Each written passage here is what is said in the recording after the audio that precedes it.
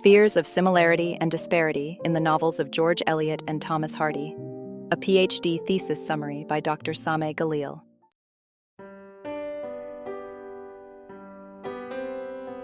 Why Eliot and Hardy? Hardy has always been a mesmerizing figure for me.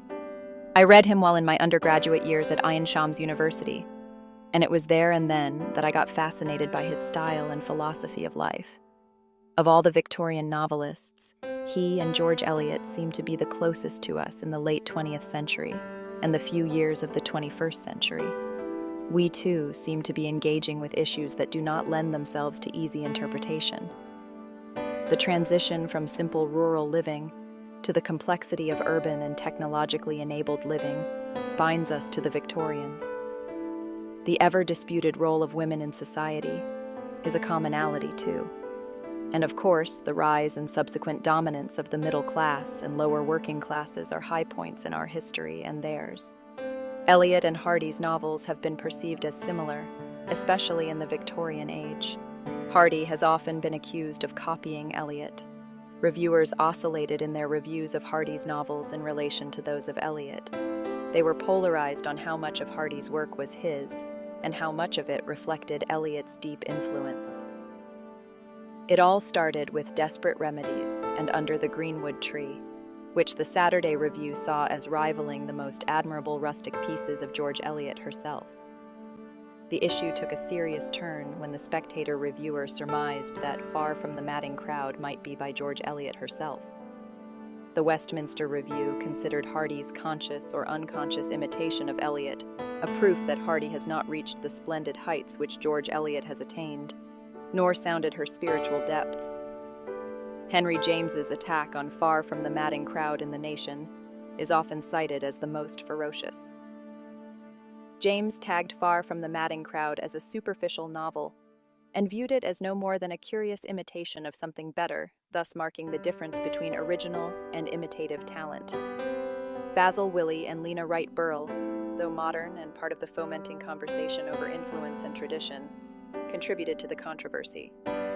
Basil Willey saw Hardy's Tess of the D'Urbervilles as Eliot's Adam Bede, but 50 years after. Burley, for her part, argued that Hardy's Tess is a poor variation on Eliot's Hetty Sorrel.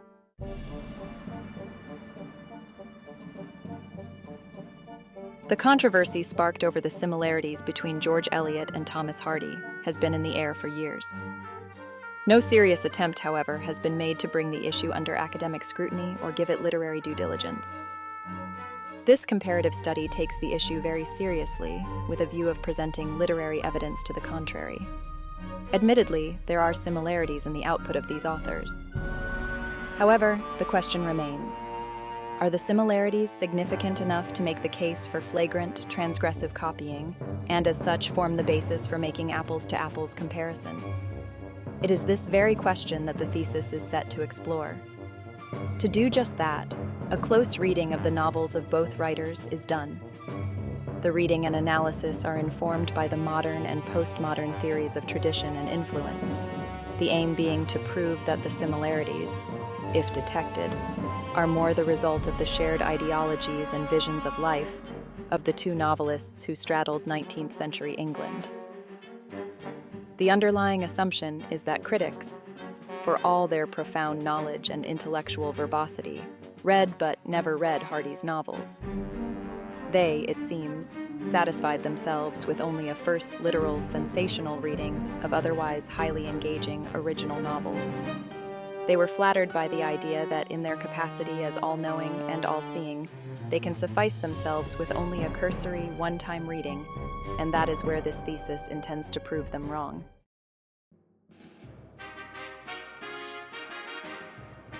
The argument of the thesis is in 5 chapters with an introduction and a conclusion. The introduction sets the tone of the thesis and defines its rules of engagement. It provides a brief review of the relevant literature as well as ideas on how the thesis will proceed. It also highlights the argument and how it will develop through the chapters. The rationale behind the thesis chapter arrangement is also addressed. Chapter 1, whose title is The Victorian Fictional Scene. An overview offers a survey of historical events and landmarks in the Victorian age through literature, especially the novel. The survey addresses only those issues in the Victorian age with bearing on Eliot and Hardy and their work. Chapter 2, titled Setting and Scenic Structure, looks at the depiction of the scenes and the choice of settings in the famous novels of both Eliot and Hardy. It engages in discussions on scene portrayal and setting choices in general and in the Victorian novel, and relevant theories on that. Then it proceeds to those parts of Eliot and Hardy's work that bind them together, as well as those that set them apart. Chapter 3, Character Delineation, explores characters and character delineation in some of the novels of the two writers. Character delineation methods and the different types of characters one is likely to meet in novels are addressed. The chapter then looks at the characters of Eliot and Hardy, and yet again highlights the similarities and differences in this aspect of their literary creations. Chapter 4, Sense of Tragedy, looks closely at how similar or different the two writers are in handling the element of tragedy in their novels. Chapter 5, Eliot and Hardy. An assessment is a recap of the whole comparative project. It addresses itself to the similarities as well as the disparities on a more focused level. The conclusion ties the thesis threads together and offers an informed assessment of how differently talented George Eliot and Thomas Hardy are.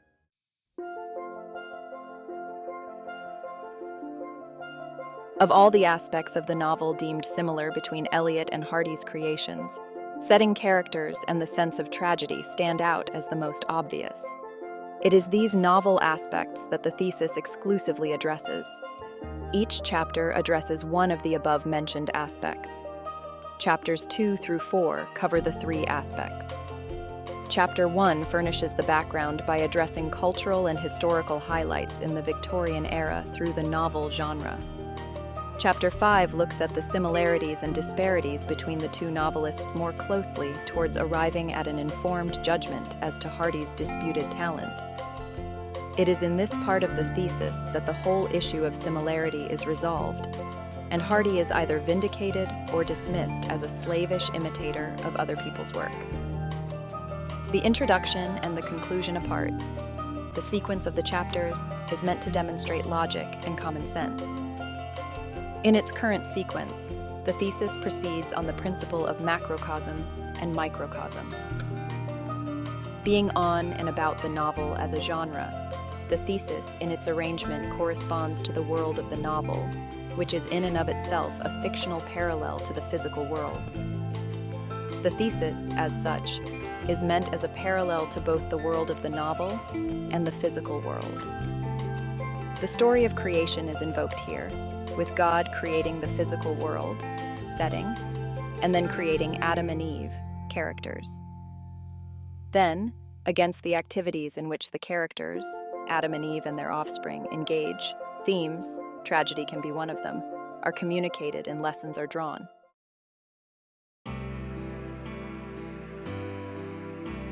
Set against postmodern theories of influence and tradition, Hardy's literary debt to Eliot, if detected yet found non-transgressive, is a typical occurrence that modern and postmodern critics look favorably upon. For them, there is no such thing as an autonomous, self-referential text.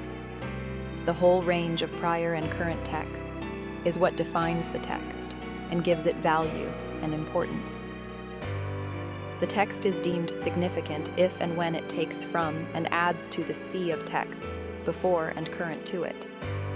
Modernists such as T.S. Eliot and F.R. Leavis call it tradition, while the postmodernists Kristeva and Barthes give it the highly evocative label intertext.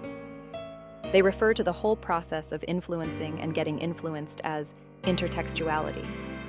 In fact, non-transgressive intertextuality is as old as literature itself. A substantial part of the canon is of literature that is communal in nature. These canonized pieces are for the most part oral and with a disputed authorship. Critics past and present take as a given that exploring the literariness of a piece of literature takes precedence over verifying its authorship. For them, An author is the byproduct of his age and times, and his work gives expression to just that. The Babylonian Gilgamesh, the French Song of Roland, and the Chinese Monkey, Journey to the West, are approached for their own artistic merits and as expressions of their own cultures and times. Each of them is the fruit of the labor of gifted communities and times, and of collective authorship as opposed to individual talent. Taken at face value, some Hardy novels do indeed owe some artistic debt to those of Eliot. However, Eliot, Hardy, and even the Brontes owe substantially to the times and tradition they had been part of. Hardy is influenced by Eliot in much the same way that Virgil, in the Aeneid, has been influenced by Homer in the Iliad and the Odyssey, and not less so in much the same way that Dante Alighieri, in the Divine Comedy, has been influenced by both Virgil in the Aeneid and Al-Ma'ari in Risalat al-Ghufran, or the Epistle of Forgiveness. It is the contention of this thesis that an author is the total sum of influences. Some have to do with his position in the chain of artistic tradition, prior and current, and some relate to the times he and his colleagues belong to. Both Eliot and Hardy owe their realism to a whole line of realist novelists that starts with Cervantes, but never ends with Jane Austen. They share a passion for the peace and quiet of a luminous green world, a country of the mind, to quote Shakespeare, before the advent of the Industrial Revolution, and this is in and of itself reminiscent of the Romantics before them.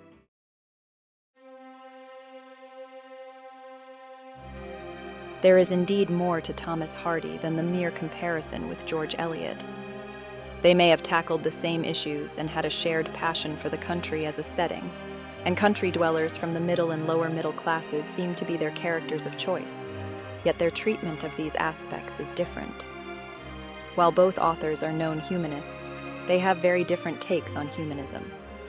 Eliot's brand of humanism has been described as one that requires structure and standards, and the involvement of the whole society in order to be effective in bringing about change.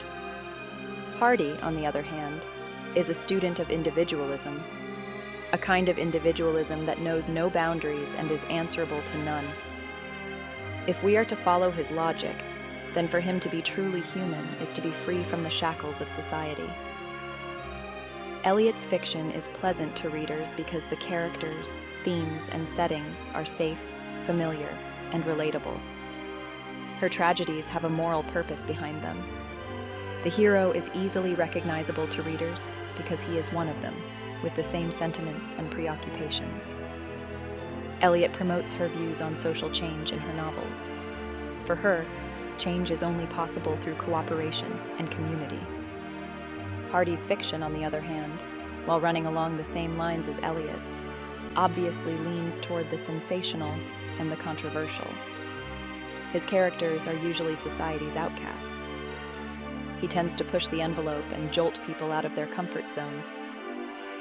His settings become an integral part of the story and often come with a sub-story of their own. Hardy's tragedies tend to jar the senses and offer no redemption whatsoever. Both authors use the country as their main setting, but the country setting is where the similarities end. In reading Eliot and Hardy, the readers may get the same visual representations of the countryside, but these representations definitely evoke very different emotions. While Eliot's country is steeped in idealism and romance, Hardy's country is a living and breathing entity that is dispassionate, timeless, and more powerful than its inhabitants. It is as if he is implying that despite man's success in achieving individualism and freedom from the strictures of society, he is still nature's slave. This is partly the reason why many scholars view him as a pessimist. Like most of their contemporaries, Eliot and Hardy endeavor to shed light on the plight of the middle class in their works. They both have healthy insights into the subjects that matter most to this social class. Their novels discuss religion, science, culture, and the economy, with a healthy dose of the negative toll of industrialization on those living in the countryside. Eliot's discourse is always framed by moral standards and always has as its end the return to the righteous path. In Eliot, you have a close-knit community of people from different social classes whose lives are intertwined. You see that although people commit mistakes all the time, there will always be a chance to make things right. This is a setting where outcasts can return to the fold of society. Hardy is deeply sympathetic to the plight of the lower classes, and he invites the gaze of the readers to this plight in order to encourage social change. Darwinist as he is, he shows that society is the main culprit in the crushing of the human soul and man's true nature. This is why his heroes are always in a constant struggle to break away from the dictates of society in order to pursue their goals. They normally pay a high price for asserting their individuality and freedom, but they still stand proud in the face of utter destruction.